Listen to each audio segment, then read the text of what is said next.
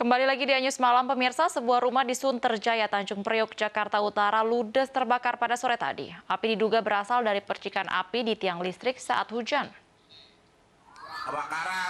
Saat kebakaran, rumah 2 lantai yang dijadikan 3 petak hunian ini dalam keadaan kosong ditinggal penghuninya. Api sempat membesar karena banyak material kayu pada rumah tinggal yang berlokasi di Jalan Sunter, Bentengan, Sunterjaya, Jakarta Utara. Menurut saksi mata, api diduga berasal dari percikan tiang listrik. Hal serupa pernah terjadi sebelumnya, tetapi tidak menimbulkan insiden. Warga juga belum sempat melaporkannya ke PLN. Dalam 1 jam, api berhasil dipadamkan 15 unit mobil pemadam kebakaran. Tidak ada korban jiwa dalam kejadian ini.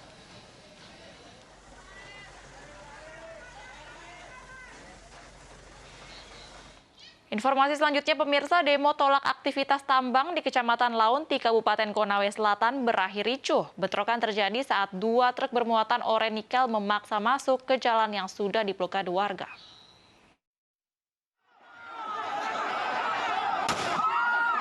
Ratusan warga di 2 desa di Kecamatan Launti, Konawe Selatan, Sulawesi Tenggara bentrok dengan aparat kepolisian saat menggelar demo menolak aktivitas tambang. Bentrokan terjadi saat 2 truk bermuatan ore nikel memaksa masuk ke jalan yang sudah diblokade warga. Aparat kepolisian yang berjaga mengamankan aksi pun sempat mengeluarkan tembakan peringatan untuk menghalau aksi warga. Namun tembakan peringatan justru membuat warga semakin marah. Warga menuntut pihak perusahaan segera membayarkan dampak aktivitas tambang yang merusak mata pencarian mereka sebagai nelayan karena air laut sudah tercemari limbah tambang. Aksi ini akan berakhir sampai tuntutan kami dipenuhi oleh PT GMS. Apa tuntutannya, Bu? Tuntutan kami menuntut biaya dampak terhadap PT GMS. Kenapa sampai bermalam di lokasi PT GMS, Bu? Karena tidak ada respon dari pihak PT GMS untuk merealisasikan tuntutan kami.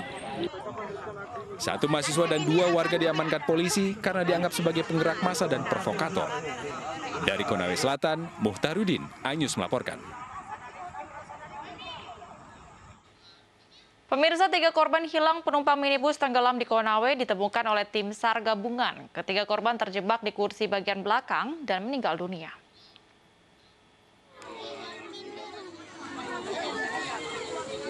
Inilah video amatir yang diambil warga saat 3 orang korban tenggelam ditemukan oleh tim SAR gabungan. Setelah pencarian selama 5 jam, 3 orang penumpang minibus yang tenggelam di Sungai Konaweha, Desa Lalunggaluku, Kecamatan Bondoala, Kabupaten Konawe, Sulawesi Tenggara, ditemukan meninggal dunia. Diduga 3 korban yang merupakan anak berusia 8 tahun bernama Hovifah Eka Syahrani, Sri Hasnati berusia 41 tahun, dan mertua sang supir Sumarsih berusia 60 tahun terjebak di kursi bagian belakang sehingga saat minibus tenggelam mereka tak bisa keluar dari dalam mobil.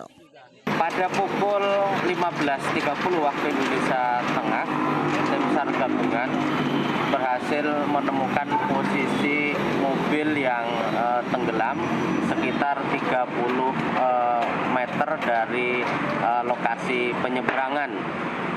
Dan pada pukul 15.40 ketiga korban yang masih terjebak di dalam mobil berhasil dievakuasi dan selanjutnya diserahkan kepada keluarga korban.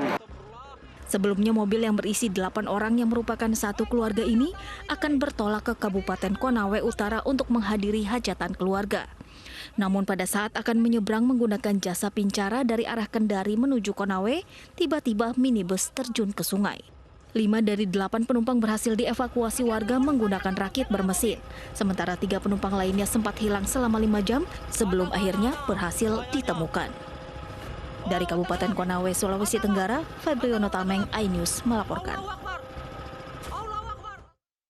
Pemirsa, seorang ustadz di Tangerang, Banten tewas ditembak orang tidak dikenal. Korban ditembak usai ibadah sholat maghrib di rumahnya.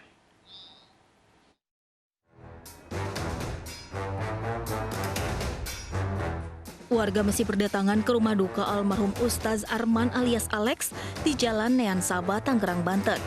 Polisi telah membuka garis polisi di tempat kejadian perkara, di mana masih terdapat 1 lubang bekas peluru di pintu rumah korban. Seorang warga mengatakan pelaku berjumlah 2 orang dan selama 3 hari sebelum penembakan kerap memantau korban dari sebuah warung kopi. Cuman ada kecurigaan 3 hari atau 4 hari sebelumnya orang tersebut itu suka ngopi, terus makan nasi uduk lama, berlarut-larut duduk di situ. Dan sampai kemarin pun maghrib aja di masjid lagi memandangkan azan, orang yang dicurigakan itu beli es. Saat ini jenazah almarhum Arman alias Alek masih jalani proses otopsi di RSUD Kabupaten Tangerang. Namun warga telah menyiapkan satu liang lahat untuk pemakaman yang berada di belakang rumah korban. Peristiwa penembakan terjadi di rumah korban di Jalan Nean Sabah, Kecamatan Pinang, Kota Tangerang, Banten, Sabtu malam. Korban ditembak 1 kali dari jarak dekat hingga mengenai pinggang kanannya usai menjalani sholat maghrib di masjid. Sementara polisi belum memberikan keterangan resmi karena masih dalam penyelidikan. Dari Tangerang, Banten, Sukron, iNews.